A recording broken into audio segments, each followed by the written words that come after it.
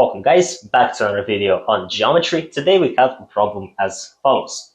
We're given an isosceles triangle with all of its side lengths being known to us, which are 7, 7, and 2 right here, and it is inscribed in a circle. And the circle center is O, we call it. And the problem is to simply find the radius of the circle which circumscribes this triangle. But how do we even do that? What do we know about the radius of a triangle circumscribed circle? Well, for that, you would have to know one very important theorem. Okay, so before we get into the problem, let us first prove the law of sines. The law of sines states that in any triangle, the ratio between one of its side lengths and the sine of the angle opposite that side length will be equal for every single side and their corresponding angle, and it will also be equal to the diameter of the circumscribed circle of that triangle. And this actually makes a lot of sense. Let me show you right now. So we have this circumscribed triangle ABC, which is inside this circle, of course, and we have a center of the circle right here being O. And since this has something to do with diameter, we can probably draw some diameter. And we can have one of the diameter's endpoints be the vertex of this triangle. Let's say A. Of course, its diameter has to pass through this center of the circle, and it can land somewhere over here at D, let's say. So we have that AD, its length is equal to the variable D, which is the length of the diameter. Now notice if we connect BD right here, we get that this angle ABD has to be a right one. Because of the inscribed angle theorem, of course, this is very obvious. This angle is going to be half of the arc AD, which is 180 degrees. It is just a semicircle, right? So the measure of ABD is 90. And now one more thing, very important here to notice, is that the angle ADB right here and the angle C are equal because they subtend the same arc AB. So the half of measure of arc AB, we don't care about the measure of its arc, but it's going to equal both the angle ADB in this right triangle and the measure of the angle C of this triangle right here. So we can obviously compare their sines as well. We know that the sine of C, which is equal to the sine of angle ADB, and because we have this angle in a right triangle, we can use our trigonometric ratios. The sine of ADB is going to be the opposite over its hypotenuse, so AB over AD. And as you can see, AB is the side that is opposite angle C, which we call C. And AD is just the diameter. So we get C over D is equal to sine of C. Or if we rewrite that, the diameter is equal to C over the sine of angle C. And so we can show this just as easily for every other angle and side. I'll do it real quick here if you don't believe me. But it's basically the same. There's nothing special about angle C. By symmetry, we can basically already conclude that it holds for the other angles. But let me quickly show you. So we draw a diameter from B, which passes through O. It lands somewhere at E, let's say.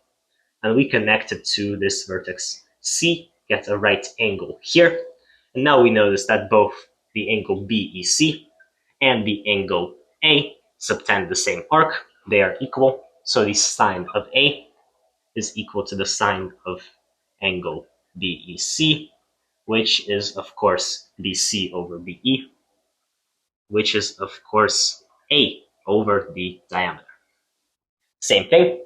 Now we can do the same for vertex C right here. Make it pass through the diameter. Name it F where it lands. And we can compare now the angles AFC right here. AFC. And also angle B because again they subtend the same arc AC. So the sine of angle B, it's equal to the sine of angle AFC, which is AC over, again, the diameter. AC over FC, which is just B over D. And now we have shown the law of sines for every single side. And this actually only works for acute triangles, the way we did it, right? This triangle is clearly acute because its diameters are both above its triangle sides. But to prove the law of sines completely, we also have to show it for an obtuse triangle and for a right triangle. So for a right triangle, it's actually quite trivial. You can try it yourself. For an obtuse one, it takes kind of similar diameters work, but there will be an obtuse angle, so we have to deal something with the sign over there. For the problem, we only actually need the acute case, if you remember. So I'm going to stop it here. If you want to prove the law of sines for an obtuse and for a right triangle, go ahead in the comments. I'd be happy to see. But I have to continue, or else this video would be too long. Now knowing the law of sines, we can derive a pretty cool expression for the area of the triangle using its circumradius. And look at this, it's really cool. So we know that the area of the triangle CAB, by using another area formula, it's going to be half of AC, let's say, AC times AB times the sine of the angle between them. Half of the product of two sides times the sine of the angle between them. In this case, it is A right here. And knowing the law of sines, we know what the sine of A is truly equal to. Look at this. The side opposite the sine of A, the side opposite this angle A is CB divided by the sine, and we get an expression for the diameter. And in terms of the radius, the diameter is just twice the radius. So it's going to look like this. And so from this, we get that the sine of A is just a proportion we can cross multiply. It's equal to CB over 2R. Aha, sine of A right here, sine of A in the area. We can substitute this expression back into here to get that the area of CAB is equal to 1/2 of AC times AB times the sine of A, which is CB over 2R. And simplifying this, we get the famous expression, the area of the triangle is equal to the product of all three sides, AC times AB times CB, over 4 times the radius. There you go. Now we have an expression for the area in terms of the sides and the radius. But we still need to find the area, right, to make this a single variable equation in terms of R. And it's an isosceles triangle. We can very easily find the area right here by dropping a height AD. When we drop a height, we know that the height is also the median of an isosceles triangle.